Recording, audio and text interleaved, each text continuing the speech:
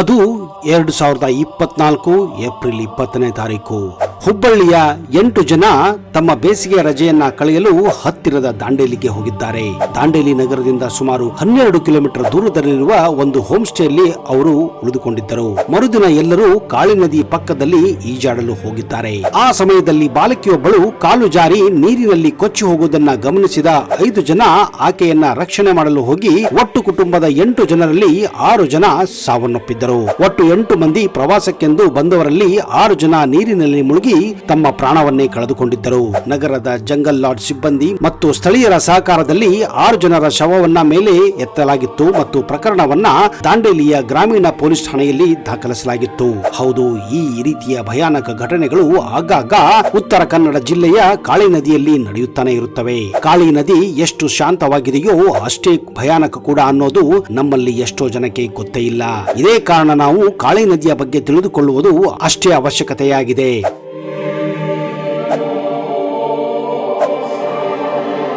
ಕಾಳಿ ನದಿಗೆ ಕಾಳಿ ಅನ್ನುವ ಹೆಸರು ಬಂದಿದ್ದು ಪುರಾಣಗಳ ಪ್ರಕಾರ ಕಾಳಿ ದೇವಿ ದಾನವರನ್ನ ಸಂಹರಿಸಿ ಈ ನದಿಯಲ್ಲಿ ತನ್ನ ಆಯುಧವನ್ನ ತೊಳೆದಿದ್ದಳು ಎನ್ನುವ ಕಾರಣಕ್ಕಾಗಿ. ಇದೇ ಕಾರಣ ಈ ನದಿಗೆ ಕಾಳಿ ಎನ್ನುವ ಹೆಸರು ಬಂದಿದೆ ಎನ್ನುವ ಐತಿಹ್ಯ ಇದೆ.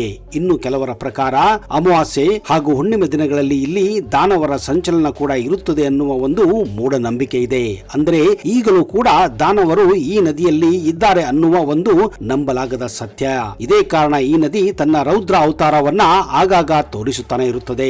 ಇದು ಎಷ್ಟು ಶಾಂತವಾಗಿ ಹರಿಯುತ್ತದೆಯೋ ಅಷ್ಟೇ ಭಯಾನಕವಾಗಿದೆ. ಇದೇ ಕಾರಣ ಇದನ್ನ ಕರ್ನಾಟಕದ ಅಮೆಜಾನ್ ನದಿ ಎಂದೇ ಕರೆಯಲಾಗುತ್ತದೆ. ಇನ್ನು ಕೆಲವರು ಇದನ್ನ ಮಿನಿ ಅಮೆಜಾನ್ ರಿವರ್ ಎಂದು ಕರೆಯುತ್ತಾರೆ. ಮಳೆಗಾಲವನ್ನ ಬಿಟ್ಟರೆ ಬಾಕಿ ಸಮಯದಲ್ಲಿ ಈ ಕಾಳಿ ನದಿ ಕಪ್ಪು ಕಲ್ಲುಗಳ ಮಧ್ಯೆ ಶಾಂತವಾಗಿ ಹರಿಯುತ್ತಾಳೆ. ಆದರೆ ಈ ಶಾಂತ ಚಿತ್ತ ನದಿಯ ಭೂಗರ್ಭದಲ್ಲಿ ಭಯಾನಕ ಕಲ್ಲುಗಳು ಸುಳಿಯನ್ನ ಸೃಷ್ಟಿಸುತ್ತವೆ ಅನ್ನುವ ಮಾಹಿತಿ ಇದೆ. ಇದರಲ್ಲಿ ಅಡಗಿರುವ ಸುಳಿಗಳು ಯಾವ ಸಮಯದಲ್ಲಿ ತನ್ನತ್ತ ಸೆಳೆಯುತ್ತಿದೆ ಅನ್ನೋದು ಎಂತಹ ಸಮರ್ಥ ಈಜುಗಾರನಿಗೂ ಕೂಡ ಗೊತ್ತು ಹಿಡಿಯಲು ಸಾಧ್ಯವಾಗುವುದಿಲ್ಲ. ಈ ನದಿಯಲ್ಲಿ ಅಗಾಧವಾದ ಕರೆಂಟ್ ಇದೆ, ಅಗಾಧವಾದ ಸೆಳೆತ ಇದೆ.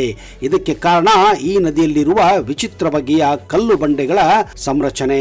ಇದೇ ಕಾರಣ ಇದನ್ನ ಕರ್ನಾಟಕದ ಅತ್ಯಂತ ಅಪಾಯಕಾರಿ ನದಿಗಳಲ್ಲಿ ಒಂದು ಎಂದು ನಂಬಲಾಗುತ್ತಿದೆ. ಹೌದು, ನೀವೆಲ್ಲರೂ ಕೆಲವು ನದಿಗಳಲ್ಲಿ ಆರಾಮವಾಗಿ ಈಜಾಡಿ ಒಂದು ದಡದಿಂದ ಇನ್ನೊಂದು ದಡಕ್ಕೆ ಸೇರಿಕೊಳ್ಳಬಹುದು. ಅದಕ್ಕೆ ಉದಾಹರಣೆ ಅಂದ್ರೆ ಕಾವೇರಿ ನದಿ, ಶರಾವತಿ ನದಿ, ಕೃಷ್ಣಾ ನದಿ, ಭೀಮಾ ನದಿ ಆಗಿರಬಹುದು. ಆದ್ರೆ ಕಾಳಿ ನದಿಯಲ್ಲಿ ಈಜುವುದು ಅಂದ್ರೆ ಸಾವಿನ ವಿರುದ್ಧ ಈಜುವುದು ಎಂದರ್ಥ. ಹೌದು, ಈ ನದಿಯಲ್ಲಿ ನೀವೇನಾದ್ರೂ ಈಜಾಡಕ್ಕೆ ಹೋದ್ರೆ ವಾಪಸ್ಸು ಬರೋದು ನೀವು ಅಲ್ಲ, ನಿಮ್ಮ ಹೆಣ ಮಾತ್ರ. ಒಮ್ಮೊಮ್ಮೆ ಆ ಹೆಣ ಕೂಡ ಸಿಗೋದು ಕಷ್ಟನೇ. ಅಷ್ಟು ಖತರ್ನಾಕ್ ಆಗಿದೆ ಈ ನದಿಯಲ್ಲಿರುವ ಆ ಸುಳಿಗಳು. ಇದೇ ಕಾರಣ ದೊಡ್ಡವರು ಹೇಳುತ್ತಾರೆ, ಗೊತ್ತಿಲ್ಲದ ನದಿಯಲ್ಲಿ, ಗೊತ್ತಿಲ್ಲದ ಕೆರೆಗಳಲ್ಲಿ ಯಾವತ್ತೂ ಈಜಲು ಹೋಗಬಾರದು ಅಂತ. ಇದಕ್ಕೆ ಸರ್ಕಾರ ಹಾಗೂ ಕಾಳಿ ನದಿ ಸುತ್ತಮುತ್ತ ಇರುವ ಹಲವಾರು ಹಿರಿಯರು ಈ ನದಿಯ ಜೊತೆ ಚೆಲ್ಲಾಟ ಆಡಬೇಡಿ ಅಂತ ಆಗಾಗ ಹೇಳುತ್ತಾನೆ ಇರುತ್ತಾರೆ.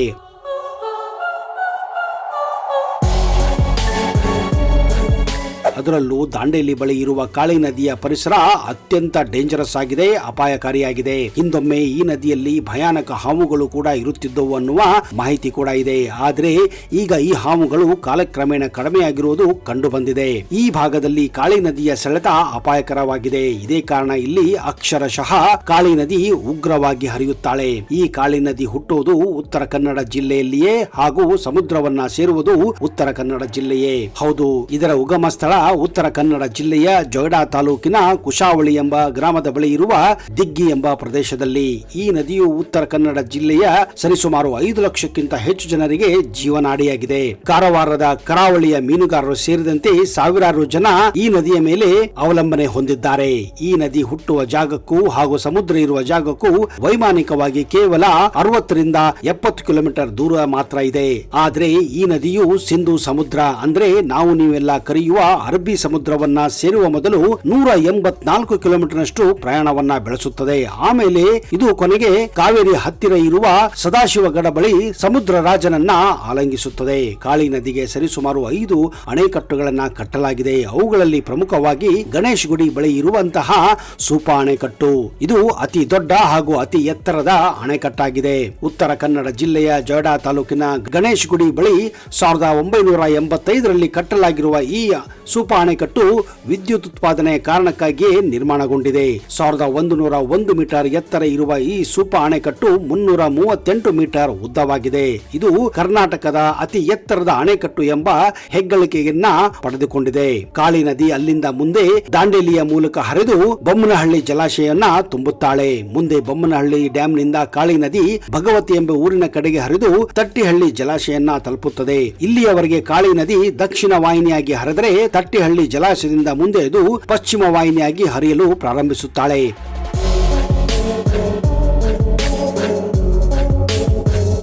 ಮುಂದೆ ಅದು ಸಮುದ್ರ ರಾಜನನ್ನ ಸೇರುವ ತವಕದಲ್ಲಿ ಇರುವಾಗ ಅದಕ್ಕೆ ಬ್ರೇಕ್ ಹಾಕುವುದೇ ಕೊಡಸಳ್ಳಿ ಜಲಾಶಯ.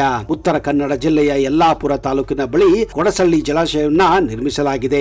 ಈ ಜಲಾಶಯದಿಂದ ಲಕ್ಷಾಂತರ ಹೆಕ್ಟೇರ್ ಜಮೀನುಗಳಿಗೆ ಕಾಳಿ ನದಿ ಜೀವನದಿಯಾಗಿದೆ. ಮುಂದೆ ಕಾಳಿ ನದಿ ಹರಿದು ಹೋಗುವುದೇ ಕದ್ರಾ ಜಲಾಶಯಕ್ಕೆ. ಕದ್ರಾ ಅಣೆಕಟ್ಟು ಹತ್ತಿರದ ಪ್ರದೇಶಗಳಿಗೆ ಜಲ ವಿದ್ಯುತ್ ಶಕ್ತಿ, ನೀರಾವರಿ ಮತ್ತು ಕುಡಿಯುವ ನೀರಿನ ಪೂರೈಕೆಯನ್ನು ಕೂಡ ಪೂರೈಸುತ್ತದೆ. ಅಷ್ಟೇ ಅಲ್ಲದೆ ಇದು ಸುಮಾರು 400 ಮೆಗಾವ್ಯಾಟ್ ವಿದ್ಯುತ್ ಅನ್ನು ಕೂಡ ಉತ್ಪಾದಿಸುತ್ತದೆ. ಈ ಕದ್ರಾ ಜಲಾಶಯ ಪಕ್ಕದಲ್ಲಿಯೇ ಕೈಗಾ ಅಣು ವಿದ್ಯುತ್ ಸ್ಥಾವರವಿದೆ. ಈ ಸ್ಥಾವರವು 2000 ಇಸ್ವಿಯ ಮಾರ್ಚ್ ನಿಂದ ಕಾರ್ಯಾಚರಣೆಯನ್ನ ಆರಂಭಿಸಿತ್ತು. ಇದು 220 ಮೆಗಾವ್ಯಾಟ್ ವಿದ್ಯುತ್ ಅನ್ನ ತಯಾರಿಸುತ್ತದೆ. ಹೀಗೆ ಪಶ್ಚಿಮ ಘಟ್ಟಗಳ ಮಡಿಲಲ್ಲಿ ರಭಸವಾಗಿ ಹರಿದುಕೊಂಡು ಕಾಳಿ ನದಿ ಕಾರವಾರ ಬಳಿ ಸದಾಶಿವ ಕೋಟೆ ಪಕ್ಕದಲ್ಲಿ ಸಮುದ್ರ ರಾಜನನ್ನ ಸೇರಿಕೊಳ್ಳುತ್ತದೆ. ಕಾಳಿ ನದಿಯ ತಟದಲ್ಲಿ ಹಲವಾರು ದೇವಸ್ಥಾನಗಳಿವೆ. ಅದರಲ್ಲಿ ಪ್ರಮುಖವಾಗಿ ನಾವು ಕಾಣುವುದು ಉಳುವಿ ಎನ್ನುವ ಒಂದು ಪುಣ್ಯಕ್ಷೇತ್ರ. ಅಷ್ಟೇ ಅಲ್ಲದೆ ಕಾಳಿ ನದಿಯ ಸುತ್ತಮುತ್ತ ಹಲವಾರು ಪ್ರವಾಸಿ ಸ್ಥಳಗಳು ಕೂಡ ಇವೆ. ಅದರಲ್ಲಿ ಕರ್ನಾಟಕದ ದಾಂಡೇಲಿ ಸಾಹಸಿಗರ ಸ್ವರ್ಗವಾಗಿದೆ. ಇದು ಅಡ್ವೆಂಚರ್ ಸಿಟಿ ಎಂದೇ ಪ್ರಖ್ಯಾತಿಯಾಗಿದೆ. ಇಲ್ಲಿ ಕಾಳಿ ನದಿಯ ವೈಟ್ ರಿವರ್ ರಾಫ್ಟಿಂಗ್ ತುಂಬಾನೇ ಹೆಸರುವಾಸಿ. ಇಲ್ಲಿ ನೀವು 12 ಕಿಲೋಮೀಟರ್ನಷ್ಟು ಜಲ ಸಾಹಸಮಯ ರಾಫ್ಟಿಂಗ್ ಅನ್ನ ಮಾಡಬಹುದಾಗಿದೆ. ಉತ್ತರ ಭಾರತದಲ್ಲಿ ರಿಷಿಕೇಶ್ ಬಿಟ್ಟರೆ ಕರ್ನಾಟಕದ ದಾಂಡೇಲಿ ರಿವರ್ ರಾಫ್ಟಿಂಗ್ ಗೆ ಇಡೀ ಭಾರತದಾದ್ಯಂತ ಹೆಸರುವಾಸಿಯಾಗಿದೆ. ಅಷ್ಟೇ ಅಲ್ಲದೆ ವಿಶ್ವಾದ್ಯಂತ ಜನರು ಇಲ್ಲಿಗೆ ಬರುತ್ತಾರೆ. ಜೊತೆಗೆ ನೀವು ಇಲ್ಲಿ ನೇಚರ್ ವಾಕಿಂಗ್, ಕಾಯಕಿಂಗ್, ಕನಾಯಿಂಗ್, ಪಕ್ಷಿ ವೀಕ್ಷಣೆ ಇನ್ನು ಮುಂತಾದ ಚಟುವಟಿಕೆಗಳನ್ನ ನೀವು ಇಲ್ಲಿ ಮಾಡಬಹುದಾಗಿದೆ. ಪರ್ವತಗಳು, ನದಿಗಳು, ಗುಹೆಗಳು, ಸಂಪಾದ ಭೂದೃಶ್ಯಗಳಿಂದ ಹೆಚ್ಚು ಜನಪ್ರಿಯತೆಯನ್ನ ಈ ಕಾಳಿ ನದಿ ತನ್ನ ಸುತ್ತಮುತ್ತಲಿನ ಪ್ರದೇಶಗಳಿಗೆ ಕೊಡುತ್ತಿದೆ.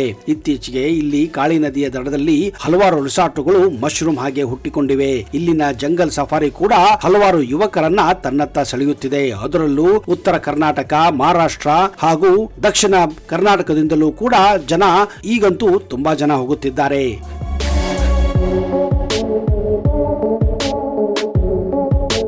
ಕಾಳಿ ನದಿಯ ದಡದಲ್ಲಿರುವ ಕವಳ ಗುಹೆಗಳು ತನ್ನ ನಿಗೂಢ ಗುಹೆಗಳಿಗೆ ಪ್ರಸಿದ್ಧಿಯನ್ನ ಪಡೆದಿದೆ. ಈ ಗುಹೆಗಳು ಇತಿಹಾಸ ಪೂರ್ವ ಕಾಲದಿಂದಲೂ ಹಳೆಯದಾಗಿದ್ದು ಜ್ವಾಲಾಮುಖಿಯಿಂದ ಮಾಡಲ್ಪಟ್ಟಿವೆ. ಈ ಗುಹೆಗಳನ್ನ ತಲುಪಲು ಸರಿಸುಮಾರು ನೀವು 375 ಮೆಟ್ಟಿಲುಗಳನ್ನ ಹತ್ತಬೇಕಾಗುತ್ತದೆ. ದಾಂಡೇಲಿಯ ವನ್ಯಜೀವಿ ಅಭಯಾರಣ್ಯ ತನ್ನ ಅಸಾಧಾರಣ ವನ್ಯಜೀವಿಗಳಿಗೆ ಹೆಸರುವಾಸಿಯಾಗಿದೆ. ಇಲ್ಲಿನ ಅಣಶಿ ರಾಷ್ಟ್ರೀಯ ಉದ್ಯಾನವನ ಅಳಿವಿನಂಚಿಲಿರುವ ಮತ್ತು ಅಪರೂಪದ ಪ್ರಾಣಿ ಪಕ್ಷಿಗಳನ್ನ ನೀವು ಕಾಣಬಹುದು. ಕಪ್ಪು ಚಿರತೆ, ಜಿಂಕೆ, ಸಾಂಬಾರ್, ಚಿಗರಿ, ಹಳದಿ ಕಾಲುಗಳ ನವಿಲು, ಹಾರ್ನ್ ಬಿಲ್, ಕಾಡುಕೋಳಿ ಮುಂತಾದವುಗಳನ್ನ ನೀವು ಇಲ್ಲಿ ಕಾಣಬಹುದಾಗಿದೆ. ಆಗಾಗ ನೀವು ಹುಲಿಯನ್ನು ಕೂಡ ಸ್ಪಾಟ್ ಮಾಡಬಹುದು. ದಾಂಡೇಲಿ ಸುತ್ತಮುತ್ತ ಹರಿಯುವ ಕಾಳಿ ನದಿಯಲ್ಲಿ ಭಾರಿ ಪ್ರಮಾಣದ ಮೊಸಳೆಗಳು ಕೂಡ ಕಾಣಬಹುದು. ಆದರೆ ಇದು ಅತ್ಯಂತ ಅಪಾಯಕಾರಿ ಎಂದು ಭಾವಿಸಲಾಗಿದೆ. ಇತ್ತೀಚೆಗಷ್ಟೇ ಕಾಳಿ ನದಿಯಲ್ಲಿ ಮೀನು ಹಿಡಿಯಲು ಹೋದಂತಹ ಬಾಲಕನೊಬ್ಬ ಮೊಸಳೆ ಕೈಗೆ ಸಿಕ್ಕು ಸಾವನ್ನಪ್ಪಿರುವ ಘಟನೆ ಇಲ್ಲಿನ ಜನರಿಗೆ ಭಾರಿ ಆತಂಕವನ್ನ ಸೃಷ್ಟಿಸಿದೆ. ಇಂತಹ ಘಟನೆಗಳು ಇಲ್ಲಿ ಆಗಾಗ ನಡೆಯುತ್ತಾನೆ ಇರುತ್ತವೆ. ಹೀಗಾಗಿ ಕಾಳಿ ನದಿಯ ಪಕ್ಕ ಈಜಾಡುವುದು, ಬೇರೆ ಚಟುವಟಿಕೆಗಳನ್ನು ಮಾಡುವಾಗ ಆದಷ್ಟು ಜಾಗ್ರತೆಯಿಂದ ಮಾಡಬೇಕೆನ್ನುವಂತಹ ಪರಿಸ್ಥಿತಿ ಇಲ್ಲಿ ಉಂಟಾಗಿದೆ. ಕಾಳಿ ನದಿಯಲ್ಲಿ ಮೊಸಳೆಗಳ ಸಂಖ್ಯೆ ಹೆಚ್ಚಾಗಿದ್ದು ವರ್ಷದಲ್ಲಿ ಕನಿಷ್ಠ ಪಕ್ಷ 5 ರಿಂದ 10 ಜನರು ಈ ಭಾಗದಲ್ಲಿ ಮೊಸಳೆಗೆ ಬಲಿಯಾಗುತ್ತಿದ್ದಾರೆ ಎನ್ನುವ ಇತ್ತೀಚಿನ ಒಂದು ಆಘಾತಕಾರಿ ಸರ್ವೆ ಹೊರಬಿದ್ದಿದೆ. ದಾಂಡೇಲಿ ನಗರದಲ್ಲಿ ಹರಿಯುವ ಕಾಳಿ ನದಿ ಈಗ ಡೆಡ್ಲಿ ನದಿ ಎಂದೇ ಕುಖ್ಯಾತಿಯನ್ನ ಪಡೆದುಕೊಂಡಿದೆ. ಕಾಳಿ ನದಿಯಿಂದ ಲಾಲ್ ಗುಳಿ ಎಂಬ ಅದ್ಭುತವಾದಂತಹ ಒಂದು ಜಲಪಾತವು ಕೂಡ ನಿರ್ಮಾಣಗೊಂಡಿದೆ. ಈ ಜಲಪಾತವು 150 ಅಡಿಗಳಿಂದ ಪ್ರಪಾತಕ್ಕೆ ಧುಮುಕುತ್ತದೆ. ಹಿಂದಿನ ಕಾಲದಲ್ಲಿ ರಾಜ ಮಹಾರಾಜರ ಸಮಯದಲ್ಲಿ ಅಪರಾಧವನ್ನ ಮಾಡಿದವರಿಗೆ ಈ ಲಾಲಗುಳಿ ಜಲಪಾತದಿಂದ ತಳ್ಳುತ್ತಿದ್ದರು ಎನ್ನುವ ಐತಿಹ್ಯ ಕೂಡ ಇದೆ. ಇದೇ ಕಾರಣ ಲಾಲಗುಳಿಯನ್ನ ಸಾವಿನ ಕಣಿವೆ ಎಂದೇ ಕರೆಯುತ್ತಾರೆ. ಇನ್ನು ಕಾಳಿ ನದಿಗೆ ಅಡ್ಡಲಾಗಿ ಪ್ರಮುಖ ಸೇತುವೆಯನ್ನ ಕಾರವಾರ ಬಳಿ ಕಟ್ಟಲಾಗಿದೆ. ಇದೊಂದು ಅಪ್ರತಿಮ ಸೇತುವೆಯಾಗಿದ್ದು ಇಲ್ಲಿಯೇ ಕಾಳಿ ನದಿ ಸಮುದ್ರವನ್ನ ಕೂಡ ಸೇರಿಕೊಳ್ಳುತ್ತದೆ. ಅಷ್ಟೇ ಅಲ್ಲದೆ ಈ ಕಾರವಾರ ಬಳಿ ಕಟ್ಟಲಾಗಿರುವಂತಹ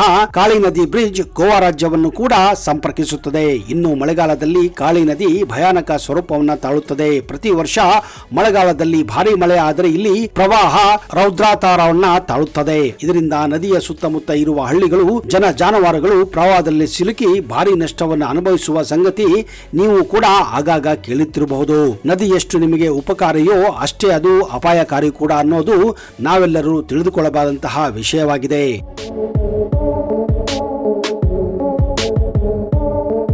ಸ್ನೇಹಿತರೆ, ಈ ವಿಡಿಯೋ ನೋಡಿದ ಮೇಲೆ ನಿಮಗೊಂದು ಪ್ರಶ್ನೆ: ಕಾಳಿ ನದಿಯ ಉಗಮ ಸ್ಥಾನ ಎಲ್ಲಿದೆ ಅನ್ನುವುದನ್ನ ದಯವಿಟ್ಟು ನೀವು ಕಮೆಂಟ್ ಬಾಕ್ಸ್ ಅಲ್ಲಿ ಬರೆಯಿರಿ. ಒಂದು ವೇಳೆ ನಿಮಗೆ ಈ ವಿಡಿಯೋ ಇಷ್ಟ ಆದಲ್ಲಿ ಈಗಲೇ ಇದನ್ನ ಎಲ್ಲರ ಜೊತೆ ಶೇರ್ ಮಾಡಿ ಹಾಗೂ ಲೈಕ್ ಮಾಡಿ ಮತ್ತು ಕಮೆಂಟ್ ಮಾಡ್ತಾನೆ ಇರಿ.